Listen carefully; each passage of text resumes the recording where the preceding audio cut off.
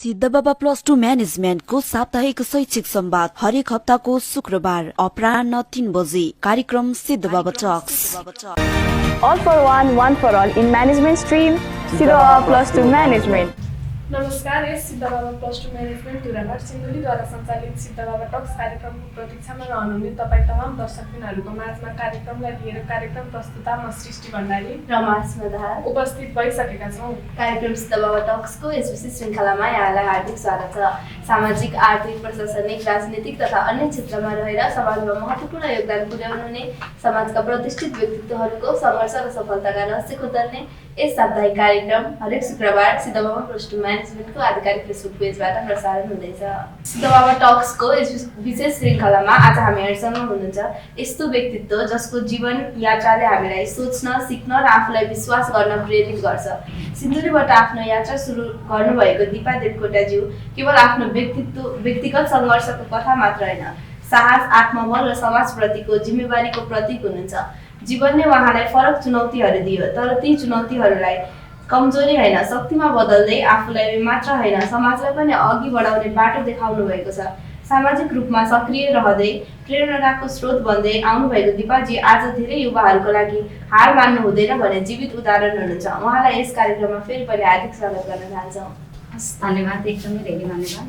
कार्यक्रममा बोलाइदिनु भयो Siddhababa +2 management college र यो कार्यक्रम सिद्धबाबा टक्स दुवैलाई एकदमै धेरै धन्यवाद र बहिनीहरूलाई पनि धन्यवाद। सन्चै हुनुहुन्छ? हजुर।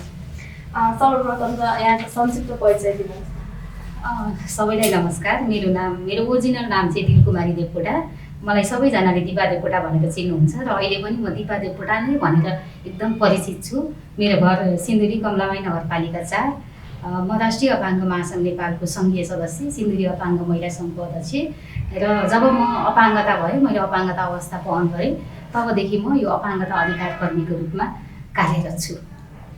दिपाजी, तपाईँको जीवन यात्रा धेरैलाई प्रेरित गर्छ। हामीलाई थोरै बताइदिनुहोस् न, तपाईँको बाल्यकाल कस्तो थियो, परिवार र वातावरणले तपाईँलाई कसरी आकार दियो? धन्यवाद। मेरो बाल्यकालको कुरा गर्दाखेरि चाहिँ म जन्मिँदै अपाङ्गता होइन, मैले चाहिँ पछि अपाङ्गता अवस्था वहन गरेको। जब म क्लास 8मा पढ्दै थिएँ, मेरो चाहिँ स्पाइनलमा ट्युमरको समस्या थियो। त्यो चाहिँ अपरेसन गर्नुपर्ने भयो। अपरेसन नगर्दाखेरि पनि त्योबाट चाहिँ पछि केही समस्या उत्पन्न हुने देखिसकेपछि अपरेसनै गर्नुपर्ने भएको हुनाले मेरो स्पाइनल अपरेसन भयो। म त्यति बेला कक्षा 8मा पढ्दै थिएँ र स्पाइनल अपरेसन पश्चात चाहिँ मेरो यो देब्रे खुट्टा चलेन।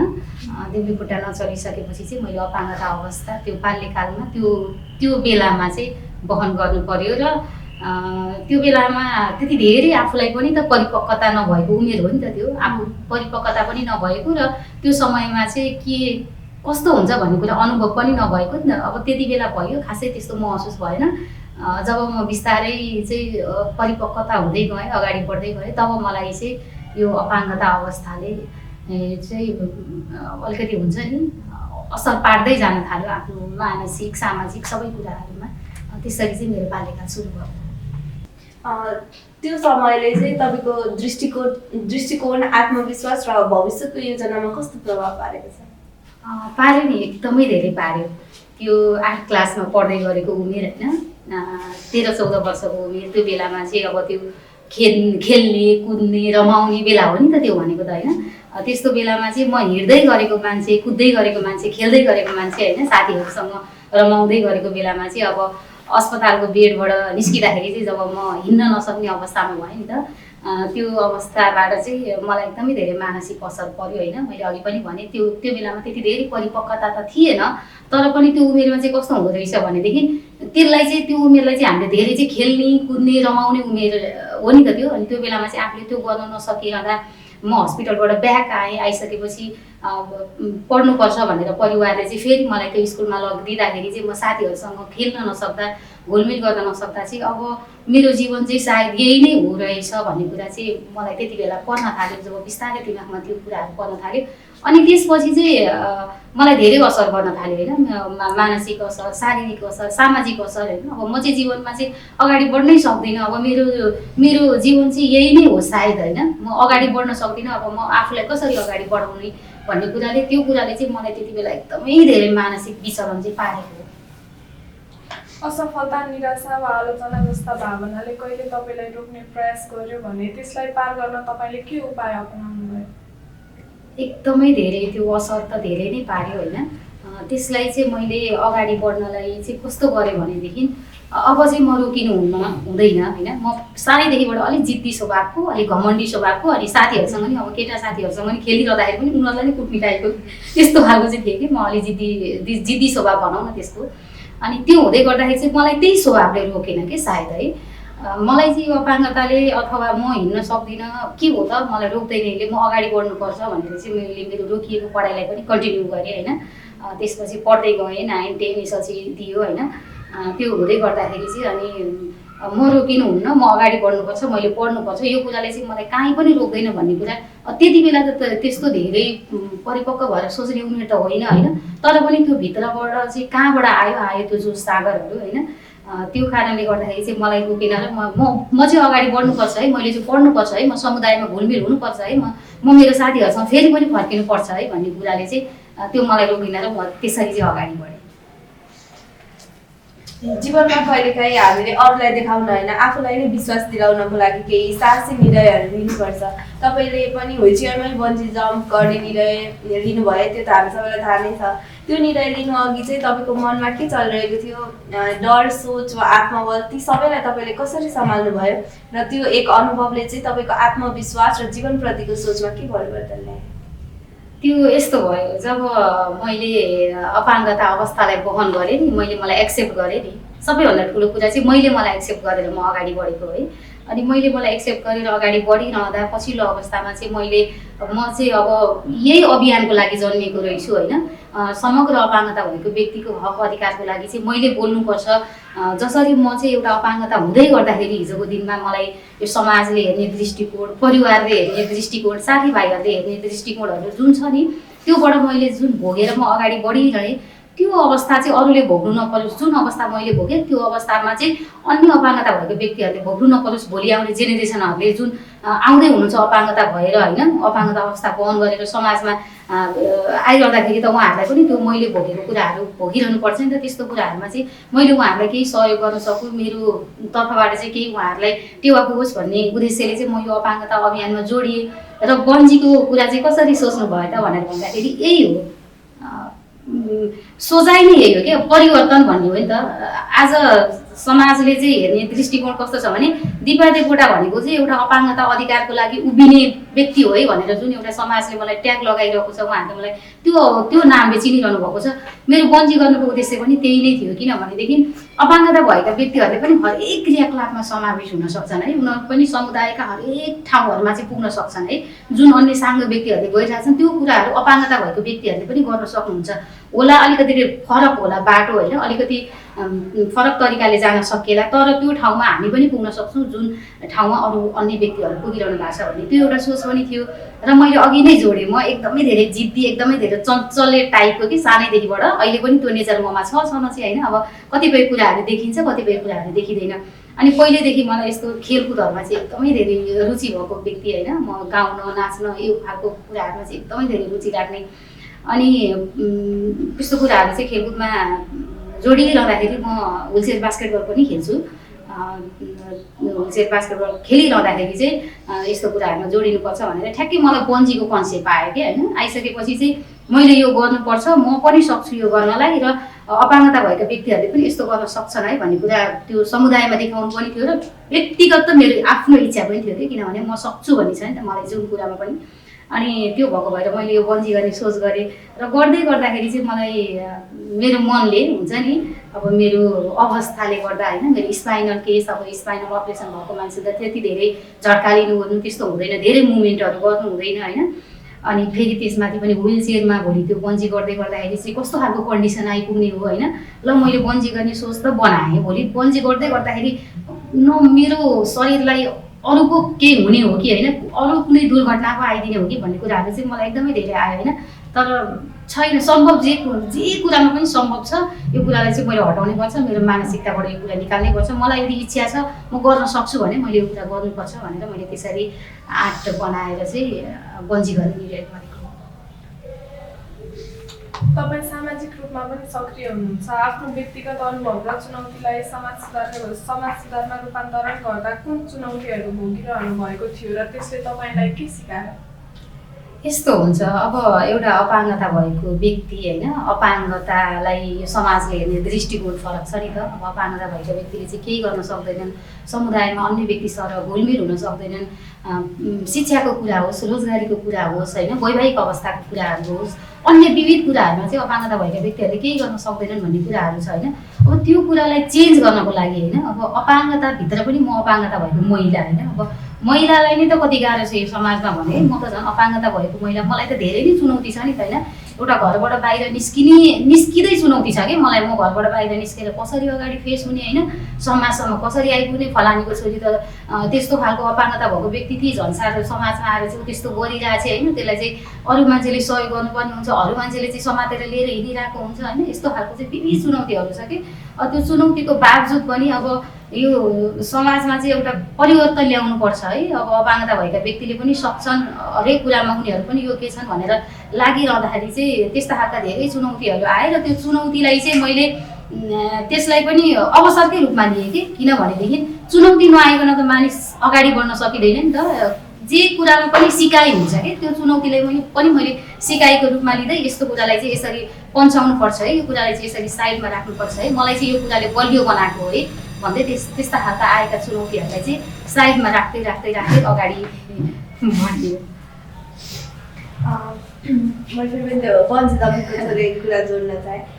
त्यो बन्जी जम्पिङको निर्णय पछि चाहिँ हजुर त्यसपछि चाहिँ समाजमा कस्तो प्रभाव पर्यो? त्यसपछि चाहिँ तपाईँलाई समाजले हेर्ने दृष्टिकोणमा केही फरक के पाउनुभयो हजुरले? एकदमै धेरै थ्याङ्क यू। समाजले हेर्ने दृष्टिकोण बन्जी जम्पपछि के पाउनुभयो भनेर भन्नुभयो नि, आज यहाँ हामी छौँ कि हो कि होइन भनौँ न। आज हजुरहरूको सोमा त म त्यो बन्जी जम्पकै कारणले गर्दाखेरि न यहाँ आइपुगेँ होइन। हजुरहरूले मलाई दिपा देवकोटा भनेर त त्यो बन्जी जम्पिङको भिडियोबाट नै चिन्नुभयो नि त।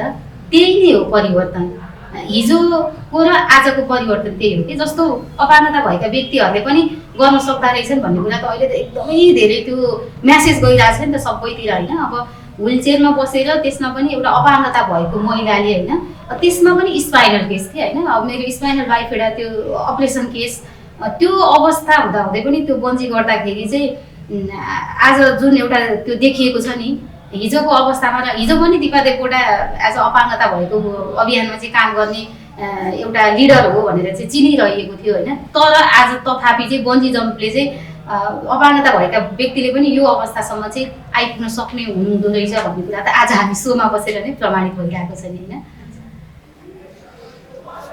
सिन्धुली जिल्लामा फरक क्षमता भएका व्यक्तिहरूका लागि सुधार गर्न सबैभन्दा प्रभावकारी क्षेत्र कुन हो भन्ने तपाईँको सोच के छ? थ्याङ्क यू क्वेसनको लागि। हामीले चाहिँ अपाङ्गता भएका व्यक्तिहरूलाई फरक क्षमता भन्दैनौँ, अपाङ्गता भएका व्यक्ति नै भनेर भन्छौँ होइन। यो एउटा एकचोटि चाहिँ अपाङ्गता भएका व्यक्तिहरूमा पनि केही फरक छैन भनेर चाहिँ फरक क्षमता भएका व्यक्ति भनेर भनिएको थियो।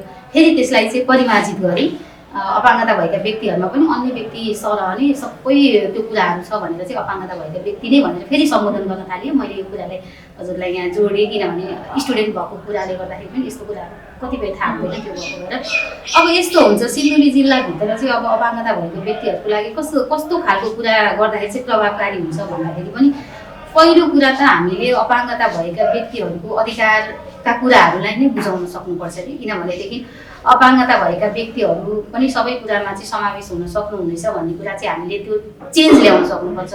सबैजनालाई चाहिँ अपाङ्गता सम्बन्धी बुझाउन सक्नु पऱ्यो कि। सबभन्दा मेन कुरा भनेको चाहिँ पहिलो प्राथमिकता भनेको चाहिँ अपाङ्गताप्रतिको सोच हामीले परिवर्तन गर्न सक्यौँ भने मात्र हामी फर्दर अगाडि बढ्न सक्छौँ कि त्यो कुराहरूमा चाहिँ। अब सोच सँगसँगै चाहिँ हामीले के पनि गर्नु पऱ्यो भनेदेखि अपाङ्गता भएका व्यक्तिहरू अब विद्यालय जान्छन् होइन, विद्यालय पनि अपाङ्गता मैत्री हुनु पऱ्यो।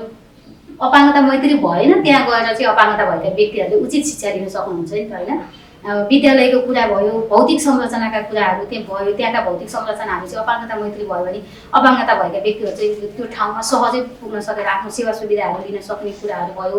सञ्चारका कुराहरू भयो, सञ्चारले गर्दाखेरि चाहिँ अब कतिपय अपाङ्गता भएका व्यक्तिहरू पहिला अपाङ्गता भएका व्यक्तिहरूलाई त साङ्केतिक दुभाषी नभइकन त उहाँहरूले सञ्चार गर्न सक्नु हुँदैन, त्यस्ता खालका कुराहरू भयो। धेरै कुराहरू हुन्छन् जस्तो अब सहयोगी चाहिने अपाङ्गता भएका व्यक्तिहरूलाई सहयोगी चाहियो, त्यस्तो कुराहरूमा चाहिँ अब हामीले सिन्धुली जिल्लामा चाहिँ त्यस्तै खालको एडभोकेसीहरू चाहिँ गर्दै होइन अपाङ्गता भएको व्यक्तिहरूलाई चाहिँ यो खालको चाहिँ हुनुपर्छ भनेर चाहिँ विशेष चाहिँ हामीले एडभोकेसीमै रहेर चाहिँ अहिले गरिरहेको छौँ र एडभोकेसीको माध्यमबाट नै उहाँहरूलाई चाहिँ अगाडि चेन्ज ल्याउन सकिन्छ र अगाडि बढाउन सकिन्छ। आत्मसम्मान र पहिचान कायम राख्नु जीवनको यात्रा जस्तै चुनौतीपूर्ण हुन्छ। तपाईँले आफ्नो पहिचानलाई चाहिँ कसरी सुरक्षित राख्नुभयो र यसबाट तपाईँले के सिक्नुभयो?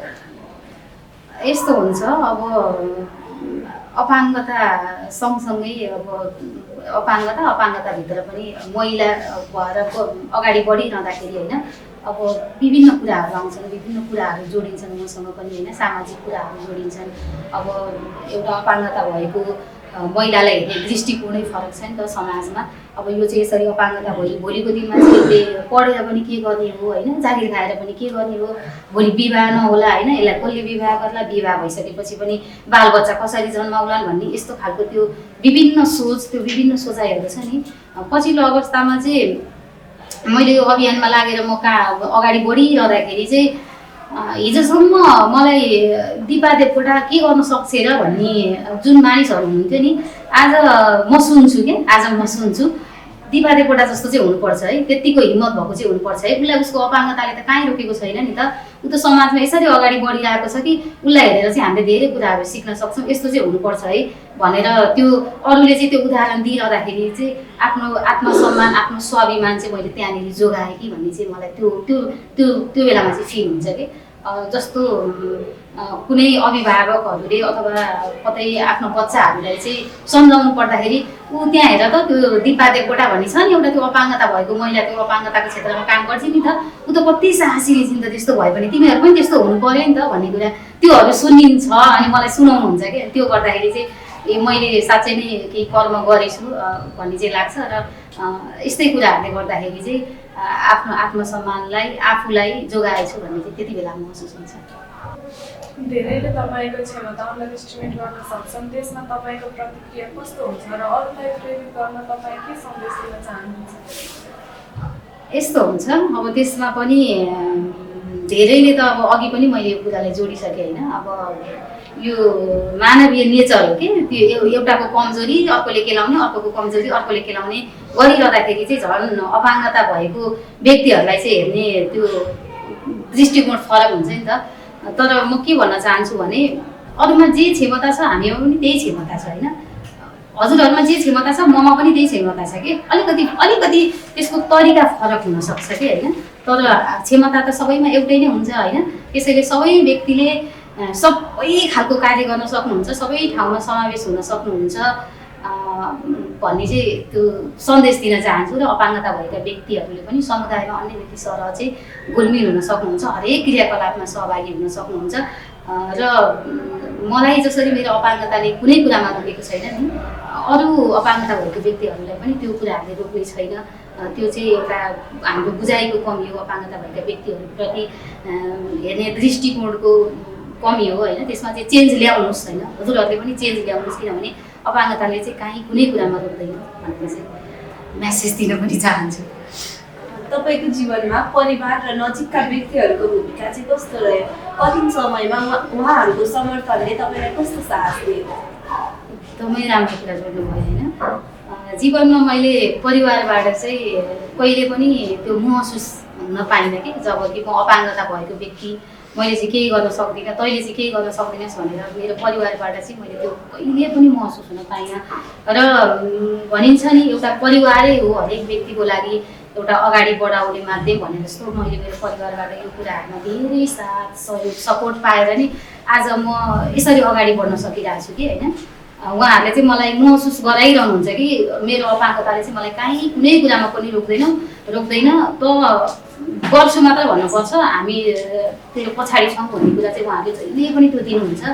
र अर्को कुरा जब कस्तो अचम्मको कुरा छ कि जब म अपाङ्गता भएँ होइन, हिजो म अपाङ्गता नहुँदा पनि मेरो साथी सर्कल जति हुनुहुन्थ्यो नि, आज म अपाङ्गता भइरहँदाखेरि पनि मलाई चाहिँ एकदमै धेरै सम्झाउने, मलाई चाहिँ एकदमै धेरै माया गर्ने त्यही साथी सर्कलै हुनुभयो कि होइन। एउटा साथीको भूमिका चाहिँ जीवनमा कति ठुलो हुन्छ भने जस्तो होइन, मेरो पनि जीवनमा साथीको भूमिका एकदमै धेरै ठुलो छ। कहिलेकाहीँ म गल्दाखेरि कि स्कुल पढ्दा कलेज पढ्दा होइन, म कहिलेकाहीँ गल्थेँ कि त्यो गरिन्छ नि त कहिलेकाहीँ मान्छेको मनको दुख्छ नि त होइन।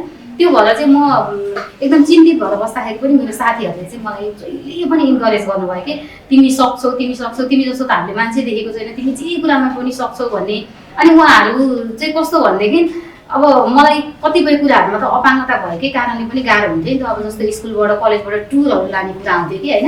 अनि म चाहिँ त्यस्तो बेला म सक्दिनँ भनेर कि अब कति ठाउँमा कस्तो संरचनाहरूको कारणले गर्दाखेरि आफू नसक्ने जस्तो लाग्छ नि त। अनि म जान्न भन्यो भने साथीहरूको लिस्टको अगाडि नाम मेरो हुन्थ्यो क्या। दिपा गएन भने त रमाइ नै हुँदैन, उसलाई त हामी जसरी पनि लाने कि होइन, जे गरी पनि लाने, दिपा त जानै पर्छ भन्ने खालको कि त्यो साथीहरूको चाहिँ त्यो एउटा माया सपोर्ट चाहिँ मैले जीवनमा एकदमै धेरै पाइरहेको छु। र आजको दिनसम्म पनि आइपुग्दाखेरि पनि मेरो चाहिँ अपाङ्गता भएको व्यक्तिहरूभन्दा साङ्ग व्यक्ति चाहिँ धेरै साथी हुनुहुन्छ कि उहाँहरूले चाहिँ मलाई यति धेरै बुझ्नु भएको छ कि मेरो अपाङ्गतालाई यति धेरै बुझ्नु भएको छ कि जीवनमा मैले परिवार र साथीबाट चाहिँ धेरै सपोर्ट पाएको छु र म यो स्थानसम्म पनि छु। जीवनमा कठिन समयमा मानसिक रूपमा बलियो रहन तपाईँले कुन बानी अभ्यास र सोचलाई आधार बनाउनु परेको छ? त्यो बानी सोचलाई आधार बनाउनु भन्दा पनि मैले चाहिँ के गरेँ भनेदेखि जब आफू अपाङ्गता भइसकेपछि त्यो एक समय चाहिँ विचलनै भइन्छ कि। किनभनेदेखि एउटा हिँड्दै गरेको एउटा कुद्दै गरेको व्यक्ति चाहिँ अस्पतालको बेडबाट उठ्दा चाहिँ जब हिँड्न नसक्ने अवस्थामा अब अपाङ्गता भएँ भन्ने त्यो खालको हुन्छ नि, त्यति बेला चाहिँ मानसिक विचलनहरू धेरै आए। मैले पनि त्यो सोच्न सक्ने अवस्था थिएन, आफूलाई कसरी अगाडि बढाउन सक्ने भन्ने अवस्था थिएन होइन। तर त्यो बेलामा के भइदियो भनेदेखि मैले बिस्तारै आफूलाई एक्सेप्ट गरेँ कि जीवनमा सबैभन्दा ठुलो कुरा भनेको चाहिँ एक्सेप्ट गर्नु रहेछ कि, हरेक कुरालाई एक्सेप्ट गर्नु रहेछ कि। हामीले जबसम्म कुनै पनि कुरालाई स्वीकार्न सक्दैनौँ नि हामी अगाडि नै बढ्न सक्दैनौँ कि। तर मैले मेरो जीवनमा के गरेँ भनेदेखि आफूलाई स्वीकारेँ कि, सबैभन्दा पहिलो कुरा आफूलाई स्वीकारेँ। मलाई चाहिँ यो भगवान्ले दिएको एउटा वरदान हो, यो वरदानलाई चाहिँ मैले एकदमै सुरक्षित राख्नुपर्छ, एकदमै अमूल्य राख्नुपर्छ। यो वरदानले चाहिँ मलाई एक दिन फल दिन्छ भन्ने लाग्यो क्या। अनि त्यो भएको भएर चाहिँ मैले आफूलाई एक्सेप्ट गरेर आफूलाई स्वीकारेर अगाडि बढ्न थालेँ। र त्यो एउटा मैले सुरक्षित राखेको वरदान थियो नि, त्यो वरदानले चाहिँ मलाई बाटोहरू देखाउँदै गयो कि। अनि म अगाडि बढ्दै गएँ। त्यस्तो फर्मुला नै चाहिँ मैले अपनाइनँ, आफूलाई माया गरेँ। मैले जीवनमा सबभन्दा धेरै कुरा मैले आफूलाई माया गरेँ, आफूलाई स्वीकारेँ। जब हामीलाई स्वीकारिन्छ र आफूलाई एकदमै धेरै माया गरिन्छ नि कुनै पनि कुराले रोक्न सक्दैन कि, अगाडि बढ्ने हो। त्यति बेला बाटो आफै तय हुन्छ, हामी बाटोमा हिँड्ने हो। मैले त्यही नै गरेँ। हजुर सामाजिक रूपमा नै उत्तिकै रूपमा सक्रिय हुनुहुन्छ। सामाजिक रूपमा सक्रिय रहँदा चाहिँ तपाईँलाई धेरै मानिसहरूको जीवनमा प्रत्यक्ष प्रभाव पार्नुभयो। त्यस्तो कुनै घटना छ जसले चाहिँ तपाईँलाई सबैभन्दा बढी प्रेरित गर्यो? यस्तो छ, यो पनि एकदमै धेरै छ यस्तो कुराहरू चाहिँ होइन। एकजना बहिनी हुनुहुन्थ्यो कि जब म बिस्तारै यो मुभमेन्टमा लागेँ, अपाङ्गता अभियानमा लाग्दै गर्दाखेरि मैले एकजना बहिनी भेटेको थिएँ कि। अनि उहाँ चाहिँ अपाङ्गता हुनुहुन्थ्यो। अनि उहाँलाई मैले सहयोग गरेँ कि त्यति बेला, तपाईँ चाहिँ यसरी अपाङ्गता हुनुहुँदो रहेछ, तपाईँ यसरी अगाडि बढ्नुपर्छ भनेर चाहिँ उहाँको घर परिवारमा गएर चाहिँ घर परिवारलाई पनि सम्झाएर उहाँलाई चाहिँ विद्यालय जान पनि रोकिएको रहेछ अपाङ्गता भएको भएरै। अब चाहिँ पढेर पनि के गर्न सकिन्छ र भनेर त्यो खालको एउटा छ नि त बुझाइ। त्यसले गर्दाखेरि उहाँको पढाइ पनि रोकिएको रहेछ र मैले परिवारमै गएर उहाँहरूले सम्झाएर चाहिँ पढाउनुपर्छ, किनभने अब उसको भोलिको बाटो चाहिँ पढाइबाट नै निर्धारित हुने हो, उसलाई चाहिँ यस्तो गर्नुपर्छ भनेर मैले घरमा कन्भिन्स गराएर उसलाई पढाएर पछि परिवारबाट पनि उसलाई राम्रो भएर चाहिँ उसको पढाइ पनि एकदमै धेरै राम्रो होइन। अनि पछि पढ्दै गएर चाहिँ ऊ अगाडि बढेर अहिले चाहिँ ऊ जागिर पनि खानुभएको छ कि उहाँ बहिनीले चाहिँ होइन। त्यसरी बसिरहँदाखेरि चाहिँ एक दिन हाम्रो झट्ट भेट भयो कि होइन। भेट हुँदाखेरि चाहिँ उहाँले अलि धेरै मान्छेको मास पनि थियो कि होइन। भेट हुँदाखेरि चाहिँ उहाँले मलाई आएर अङ्कमान गरेर होइन, आज म जहाँ छु तपाईँको कारणले गर्दा छु क्या दिदी होइन, तपाईँ नभइदिएको भए सायद म के हुन्थ्यो होला भनेर उहाँ एकदम इमोसनल हुनुभयो कि। उहाँ रुनु पनि भयो होइन। अनि उहाँ सँगसँगै म पनि त्यो बेलामा मलाई पनि आँसु आयो कि होइन। किनभनेदेखि मैले गरेको कर्मले आज चाहिँ यहाँ एउटा बिरुवा रोप्दै गर्दाखेरि भोलि त्यो बिरुवा सप्रिन्छ नै भनेर त रोपिँदैन नि त होइन। तर त्यो बिरुवा सप्रिँदै गएर त्यसरी मलजल लागेर चाहिँ भोलि गएर फल दिन्छ भन्ने कुरा मैले पनि सोचेको थिइनँ। मैले एउटा प्रयास मात्र गरेको थिएँ, तर त्यो मेरो प्रयासले चाहिँ गर्दाखेरि उसको परिवारमा पनि चेन्ज आयो। परिवारले पनि उसलाई पढाएर आज चाहिँ ऊ पढेर चाहिँ आफ्नो खुट्टामा आफै उभिन सकिरहँदाखेरि चाहिँ उसले मलाई भेट्दाखेरि यो सबै दिन चाहिँ तपाईँको कारणले नै गर्दा भएको हो भनेर चाहिँ उसले त्यो भनिरहँदाखेरि त्यति बेला मलाई महसुस भयो कि मैले राम्रो कर्म गरेछु, म चाहिँ साँच्चै नै मैले चाहिँ एउटा राम्रो बाटोलाई रोजेको रहेछु भन्ने कुरा त्यति बेला फिल भयो। मैले कुरा सम्झिँदै गर्दा कस्तो जानकारी भयो। आजको युवा पुस्तालाई समाजमा योगदान दिन प्रेरित गर्न तपाईँ कुन सन्देश दिनुहुन्छ? अहिलेको युवा पुस्तामा चाहिँ पहिलाको भन्दा धेरै चेन्ज आइसकेको छ होइन। अब हजुरहरूलाई नै हेर्न सकिन्छ होइन। पहिलाको जुन त्यो बुझाइ थियो नि कतिपय कुराहरू चाहिँ यो शिक्षाले पनि प्रभाव पार्छ भने जस्तो होइन। जस्तो पहिलाको मानिसहरूको जुन कन्सेप्ट थियो एउटा हरेक चिजहरूलाई हेर्ने हरेक चिजहरूलाई मूल्याङ्कन गर्ने कि अपाङ्गतालाई मात्र होइन कि सामाजिक हरेक क्रियाकलापलाई मूल्याङ्कन गर्ने। यो चाहिँ महिला भएकै कारण त्यो गर्न सक्दिनँ, जनजातिको कारण होइन, दलितको कारण यो गर्न सक्दैन त्यो गर्न सक्दैन भन्ने एउटा त्यो छ नि बुझाइ। तर त्यो अहिलेको युवाहरूमा चाहिँ त्यो शिक्षाले पनि त्यो धेरै परिमार्जित गरेको होला कि त्यो बुझाइहरू एकदमै फरक छ र उहाँहरूले आफैले पनि बुझ्नुहुन्छ होइन। अनि यसलाई मैले अलिकति अपाङ्गतालाई जोड्दाखेरि पनि के लाग्छ भनेदेखि अहिले चाहिँ हामी कतैतिर जाँदै गर्दाखेरि उहाँहरू अहिलेको जुन जेनेरेसन हुन्छ नि अहिलेको युवाहरू उहाँहरूले आफै बुझ्नुहुन्छ कि तपाईँले चाहिँ यस्तो गाह्रो हेल्प गर्नुपर्छ यस्तो गर्नुपर्छ भनेर भन्दाखेरि चाहिँ ओ माई गड कति धेरै परिवर्तन आएछ है भन्ने चाहिँ हुन्छ कि। अनि त्यो भएको भएर चाहिँ म चाहिँ के सन्देश दिन चाहन्छु भनेदेखि हामीले सबै कुरालाई स्वीकार्नुपर्छ, हामी सबै कुरालाई अपनाउनुपर्छ र समाजका हरेक व्यक्ति चाहिँ हामी सबै आफ्नै हौँ होइन। सबैलाई केही न केही समस्या हुन्छ तसर्थ सबैलाई सहयोग गरेर नै अगाडि बढौँ भनेर चाहिँ भन्न चाहन्छु अहिलेको युवा पुस्तालाई पनि। समाजले कहिलेकाहीँ अपाङ्गता भएका व्यक्तिहरूलाई फरक नजरले हेर्छ। तपाईँले यस्तो सोचको सामना गर्दा चाहिँ आफ्नो दृष्टिकोण र कार्यशैली कसरी कायम राख्नुहुन्छ? कहिलेकाहीँ भन्दा पनि समाजले त सधैँ नै हेर्छ कि सधैँ नै हेर्छ यो कुरालाई चाहिँ होइन। अब एकछिनको लागि मानौँ अहिले म यहाँबाट निस्केर कतै गएँ भनेदेखि ठ्याक्कै त्यहाँनिर त्यो समाजले मलाई त्यो हेरिरहेको हुन्छ कि के गरी जीवन चलाउने होला होइन, के गरी गर्ने होला त्यो भन्ने कुराहरू चाहिँ त्यो हेरिरहेको हुन्छ होइन। तर भने नि त मैले हरेक पटक भनेको छु कि त्यो कुराहरूलाई चाहिँ हामी पनि सक्छौँ है, हामीले पनि गर्न सक्छौँ। केही कुराको कमी होला केही कुरा कमजोर होला होइन, तर बाटो फरक होला कि हिँड्ने होइन, बाटो फरक होला। अघि म यो कलेजमा आइरहँदाखेरि यहाँ पनि त हामी 4-5वटा बाटो थियो होला नि त, जताको बाटो आए पनि हामी त आइपुग्ने त कलेजमै हो नि त। तसर्थ हामी जुन बाटो हिँडे पनि जता गए पनि हामीले जानुपर्ने एकै ठाउँमा हो। त्यसैले हरेक मान्छेमा केही न केही क्षमता हुन्छ, हरेक मान्छेले केही न केही गर्न सक्छन् होइन। सबै मान्छेमा केही न केही क्षमता हुन्छ, उनीहरूले त्यो क्षमता कहाँ कसरी के गरी देखाउने अथवा कसरी गर्ने भन्ने कुरा मात्र हो। त्यो कुनै पनि कुराले चाहिँ फरक पार्दैन र गर्न सक्नुहुन्छ भन्ने लाग्छ र समाजमा पनि त्यही अनुसारले चाहिँ हामीले पनि गर्न सक्छौँ है भनेर चाहिँ देखाउन सकिन्छ। यदि तपाईँलाई अब आजको अवस्था फर्केर आफ्नो 10 वर्ष पहिलेको आफूलाई एउटा कुरा भन्नु पर्यो भने त्यो के भन्नुहुन्छ? त्यो अपाङ्गताभन्दा पहिलाको अवस्थालाई हेर्नु पर्यो भने होइन, मलाई चाहिँ त्यो पछाडि ब्याकै फर्केर एकचोटि हेर्नु पर्यो भने चाहिँ म के गर्न चाहन्छु भनेदेखि मेरो चाहिँ एकदमै ठुलो मेरो इच्छा चाहिँ डान्स गर्ने हो कि होइन। सानैदेखिबाट म चाहिँ एकदमै धेरै डान्स गर्न रुचाउने अनि स्यान्डल लगाउनु के हुन्छ नि होइन। जब मैले अपाङ्गता भएँ मेरो खुट्टा यस्तो भयो मैले कहिले पनि त्यो आफूले भने जस्तो जुत्ता अथवा चप्पल लगाउन पाउँदिनँ नि त। मेरो कन्डिसनले गर्दा मैले त्यो खालको मलाई जस्तो लगाउन मिल्छ त्यही नै लगाउनु पर्छ नि त। केही गरी त्यो ब्याक भएर चाहिँ म नर्मल भयो भने चाहिँ म एकदमै धेरै त्यो राम्रो स्यान्डलहरू लगाएर चाहिँ डान्स गर्थेँ होला कि भन्ने चाहिँ लाग्छ। जीवनमा निरन्तर चुनौती र अवसरको सामना गर्दा तपाईँले आत्मविश्वास कसरी बनाइराख्नुभयो र अरूलाई त्यसबाट सिकाउन के सल्लाह दिन चाहनुहुन्छ? अब मैले आत्मविश्वास कसरी बनाइराखेँ भनेर भन्दाखेरि मैले अघि भने नि मैले आफूलाई स्वीकारेँ कि सबैभन्दा एउटा हुन्छ नि एउटा चुरो हुन्छ कि हरेक कुराको त्यो भने जस्तै मैले चाहिँ यसरी आफूलाई स्वीकारेँ कि होइन, यसरी स्वीकारेँ कि सक्दैन कि मलाई केही कुराले रोक्न सक्दैन। आज आएर चाहिँ मलाई तिमीलाई चाहिँ यो कुराले रोक्छ है भन्यो भने नो क्या मेरो त्यो डिक्सनेरीमै छैन कि मलाई सक्दैन केही कुराले पनि रोक्नलाई। त्यो जस्तो सुकै परिस्थिति आओस् म अरू व्यक्ति सरह चाहिँ मैदानमा उत्रिन सक्छु कि त्यो कुराले चाहिँ मलाई अगाडि बढ्नलाई एकदमै धेरै प्रेरित गरिरह्यो होइन।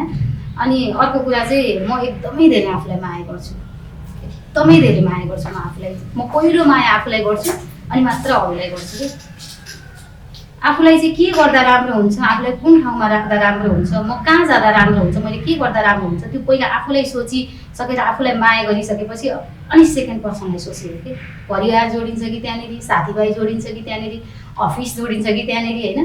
त्यो कुराहरूलाई चाहिँ बिस्तारै राख्दै जाने हो कि।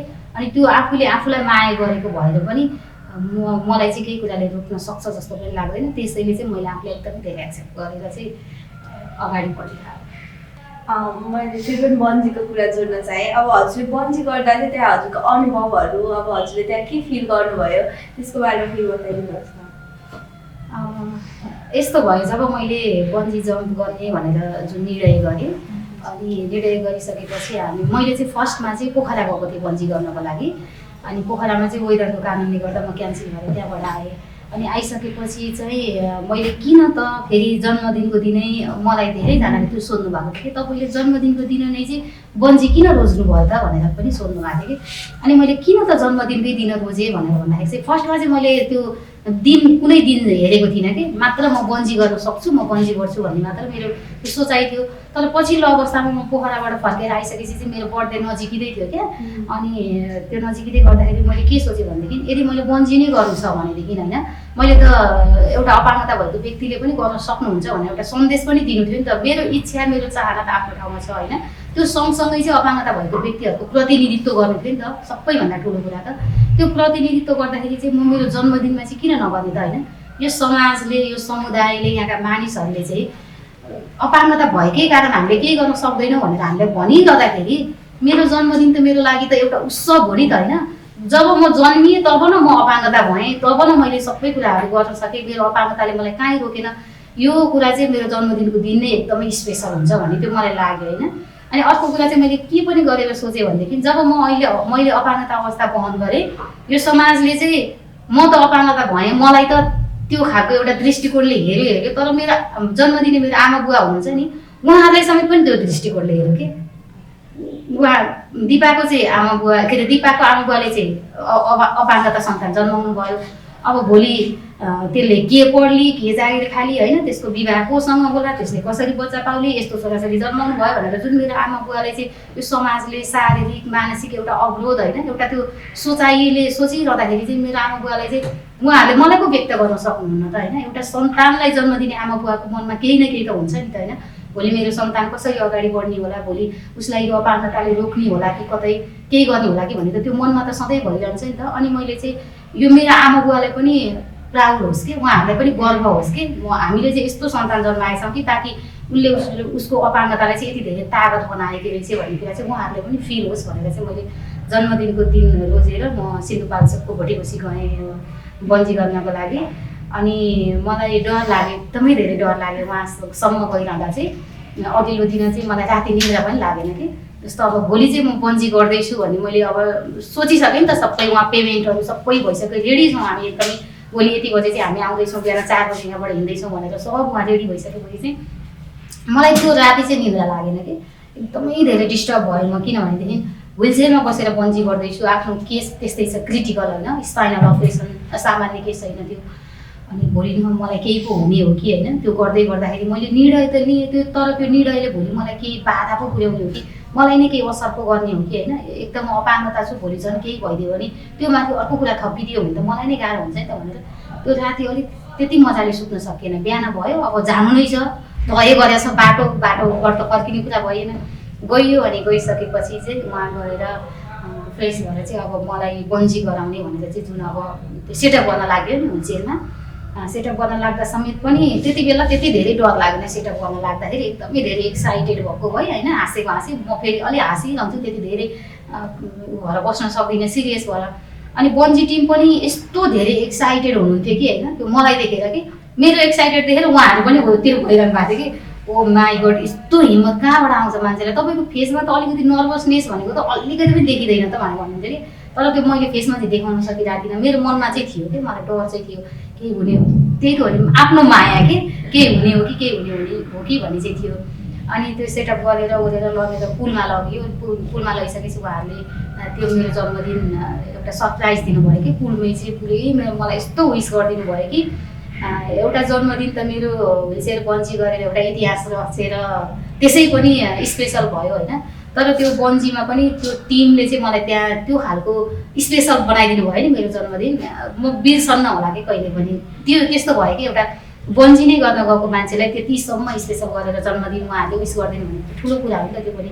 पुलमै लगेर चाहिँ त्यस्तो धेरै गरिसकेपछि र अब चाहिँ हामी तपाईँलाई अगाडि बढाउँछौँ है भनेर उहाँहरूले भनिरहँदाखेरि चाहिँ मलाई त्यति बेला चाहिँ मनमा कटक्क चाहिँ पस्यो कि चिसो एकदमै धेरै पस्यो है।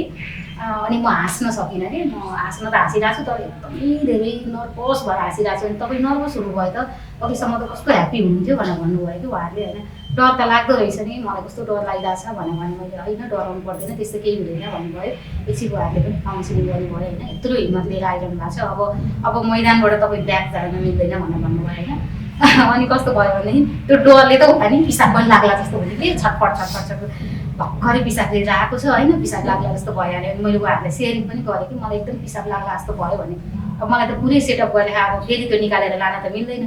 अनि के भन्नुभयो भनेदेखि अब तपाईँले सेटअप गरिसकेको छ अब पिसाबै लागे पनि अप्सनै छैन पिसाबै लागे पनि अप्सनै छैन तर पनि तपाईँलाई पिसाब लागेको चाहिँ होइन तपाईँ डराउनु भयो डराएर चाहिँ पिसाब लाग्ला जस्तो भएको हो नडराउनुहोस् केही हुँदैन भनेर भन्नुभयो होइन। त्यो भनिसकेपछि अब रेडी भन्नुभयो गर्नै गएको रेडी त भन्नै पऱ्यो रेडी भनेर भन्यो होइन।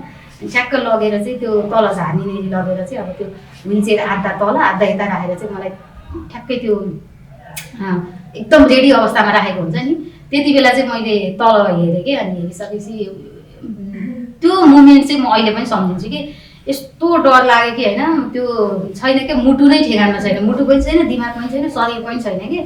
अनि यति धेरै डर लाग्यो अनि उहाँहरूले भन्नुभयो कि नडराउनु केही हुँदैन तल तपाईँले थाहा नै पाउनुहुन्न केही पनि हुँदैन भन्नुभएको छ होइन।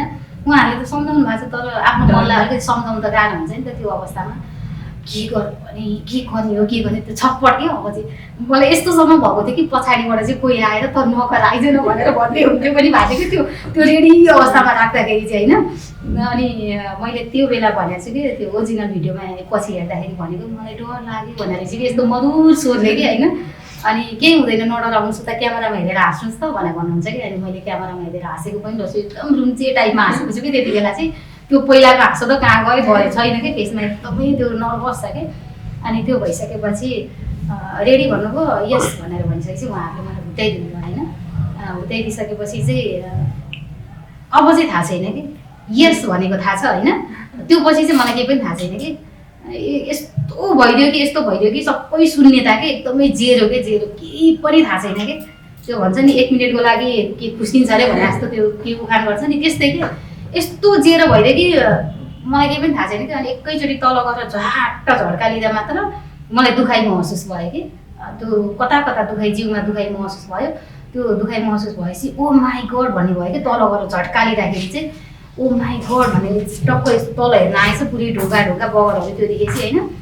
अनि मैले मेरो दिमागलाई यति छिटो चेन्ज गरेँ कि होइन त्यो दुखाइहरू के पनि छ त्यो सबलाई साइड लगाएर यो मुमेन्ट भनेको चाहिँ इन्जोय गर्ने मुमेन्ट हो है दिपा यो फर्केर आउँदैन जति सक्दो इन्जोय गरेँ यति नै बेला हो भनेर। अनि मैले हात छोडिदिएँ कि त्यति बेला यस्तो गरेको त्यो भिडियोहरूमा पनि देख्न सकिन्छ। अनि मैले पुरै हात छोडेँ अनि एकदमै धेरै तल इन्जोय गरेँ ह्याप्पी बर्थडे टु मी भने थ्याङ्क यू मेरो मम्मी बुवा मलाई यस्तो साहसी छोरीलाई जन्म दिनुभयो भनेर भने। अनि यस मैले सकेँ मैले गर्न सकेँ मैले गरेँ bungee oh my god finally मैले गरेँ भनेर भने होइन। त्यो ओरिजिनल भिडियोहरूमा छ कि सबै कुराहरू होइन। अनि त्यो भइसकेपछि तल इमोसनल भयो मेरो आँखाबाट आँसु पनि आयो होइन किनभने म अझै विश्वास भइरहेको छैन कि मैले चाहिँ सकेछु भन्ने कुरा कि किनभने त्यहाँबाट झर्दै गर्दाखेरि पियोसको होइन हो कि होइन त्यति धेरै उचाइ र त्यति धेरै गहिराइमा त कहिले पनि त्यो नगरेको त्यो हुन्छ कि भन्ने त्यो अवस्था आउँछ कि भन्ने चाहिँ मनमा चाहिँ थियो कि होइन।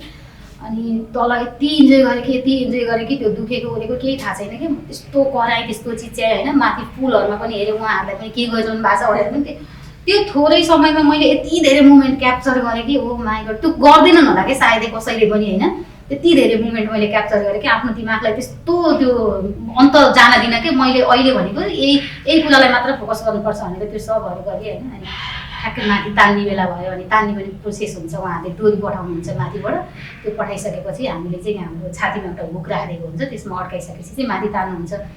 अनि त्यो अड्काएर माथि गयो माथि गइसकेपछि पनि उहाँहरूले एकदमै धेरै थ्याङ्क यू भन्नुभयो प्राउड फिल गर्नुभयो माई गड हामी माथि बसेर हेरिरहेको उहाँहरूले के पनि भन्नु भने सम्भवतः यस्तो धेरै तल इन्जोय गर्ने त तपाईँ नै होला भनेर भन्नुभयो कि त्यति धेरै कि म त्यति धेरै चिच्याइरहेको थिएँ कि तल त्यो अहिले पनि सम्झिँदाखेरि मलाई चिरिङ हुन्छ कि त्यो त्यस्तो गरी म त्यस्तो इन्जोय गरेँ कि मैले। अनि उहाँहरू पनि एकदमै खुसी हुनुभयो। एकदम तपाईँले बन्जी गरेर आउनुभयो, हामीले गरे भन्दा पनि बढ्ता त्यस्तो धेरै खुसी लागेछ भनेर भन्नुभयो कि। अनि त्यो गर्नुभन्दा अगाडि चाहिँ मैले उहाँहरूलाई सोधेको थिएँ कि यदि बाइचान्स त्यस्तो केही समस्या आयो, म तल गएर बिहोस भएँ अथवा हुलचेयर एकतिर अथवा मान्छे एकतिर त्यस्तो केही प्रब्लम आयो भने चाहिँ तपाईँहरूले के गर्नुहुन्छ भनेर सोधेको थिएँ कि। अनि उहाँहरूले भन्नुभएको थियो कि मलाई तपाईँले त्यस्तो तल केही प्रब्लम आयो भने हामी क्यामेरामा हेरिरहेको हुन्छौँ होइन, फेरि मान्छेको मुभमेन्टबाट पनि थाहा हुन्छ ऊ चलेको छ कि छैन, सबै हामी हेरिरहेको हुन्छ, त्यो थाहा हुन्छ। अनि यदि त्यस्तो केही समस्या आयो भने चाहिँ हामी तपाईँलाई लिनलाई तलै आउँछौँ भनेर भन्नुभएको थियो कि। अनि त्यो कुराले गर्दाखेरि चाहिँ एउटा ढुक्क थियो कि ओ माई गडमा बिहोस भए पनि लिन चाहिँ आउँदैछ नै भन्ने चाहिँ थियो कि मलाई। अनि त्यसरी गरियो, रमाइलो भयो सबै। गरिसकेपछि चाहिँ हजुरलाई कस्तो फिल भयो, मनमा सन्तुष्टि त्यस्तो चाहिँ के भयो?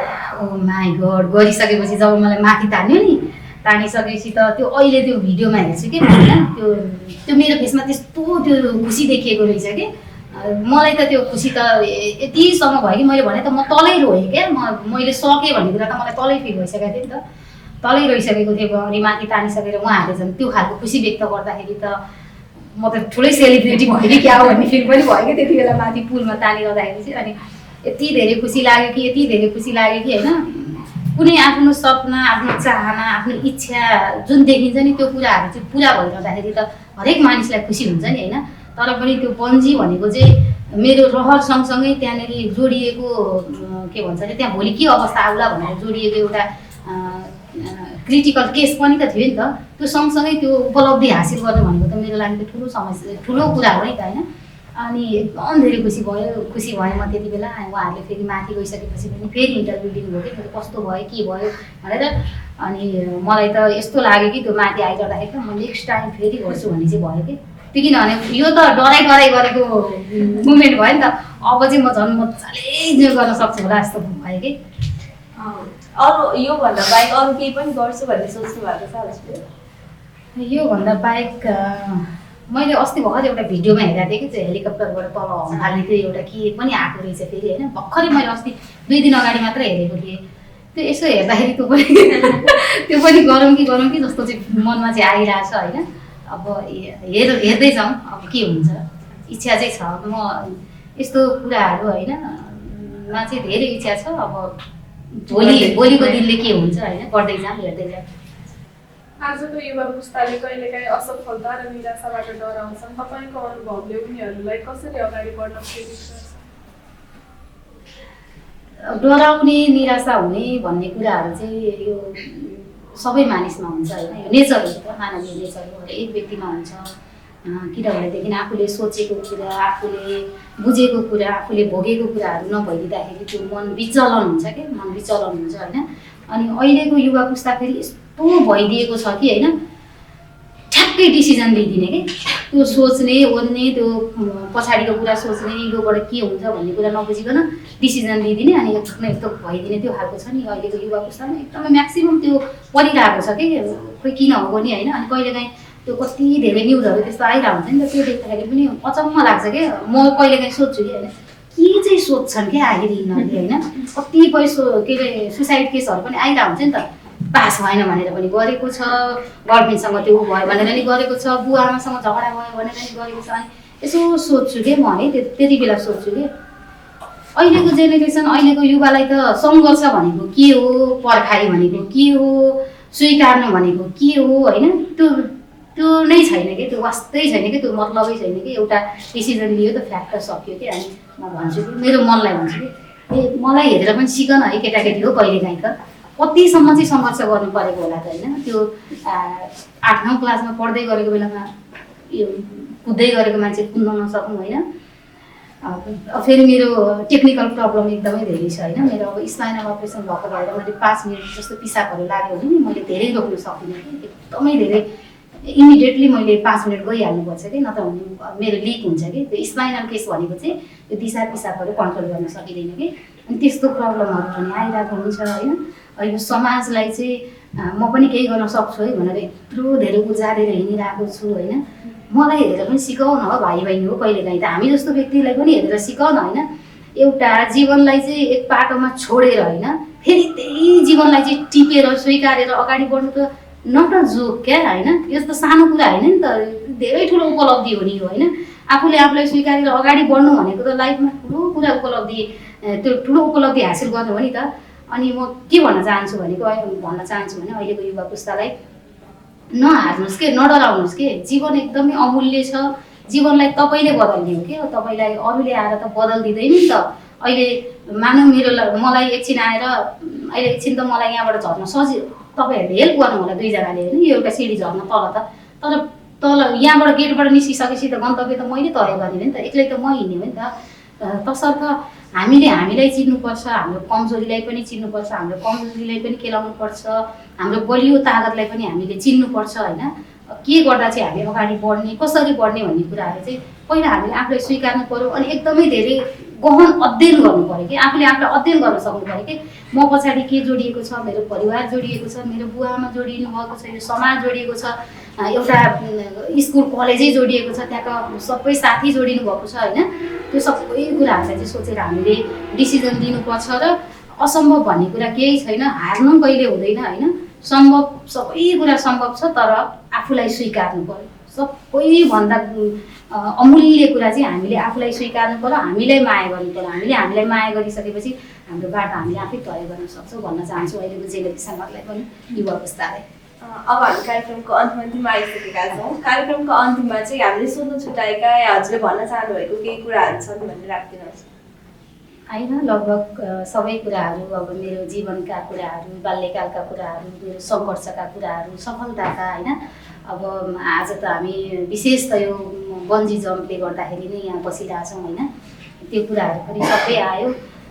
एकदमै धेरै धन्यवाद भन्न चाहन्छु। र म हामी अन्तिममा छौँ होइन।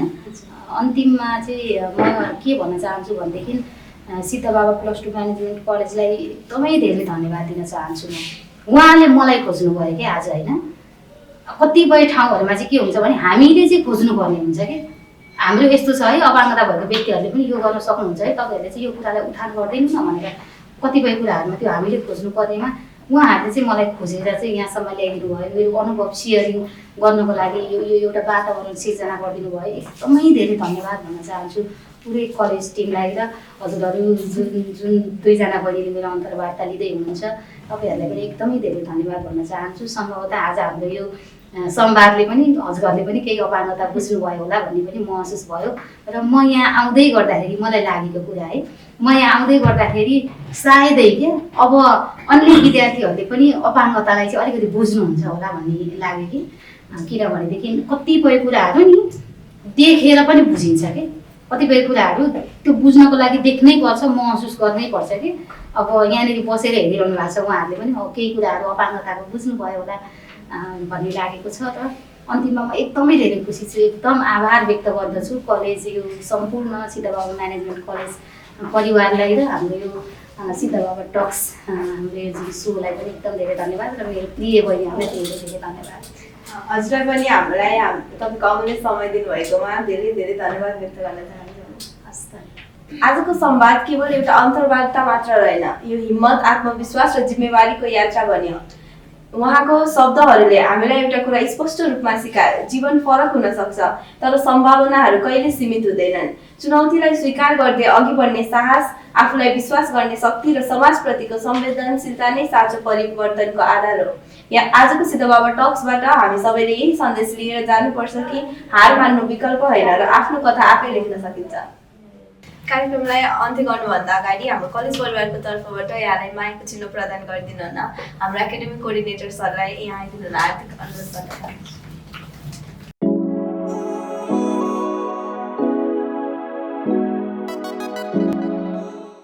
हस्त अर्को हप्ता अर्को विशेष श्रृङ्खला लिएर फेरि पनि उपस्थित हुने बाचा गर्दै कार्यक्रम प्रस्तुता माछमा दहार बिदा हुन चाहन्छौँ। हजुरहरूको दिन शुभ रहोस्।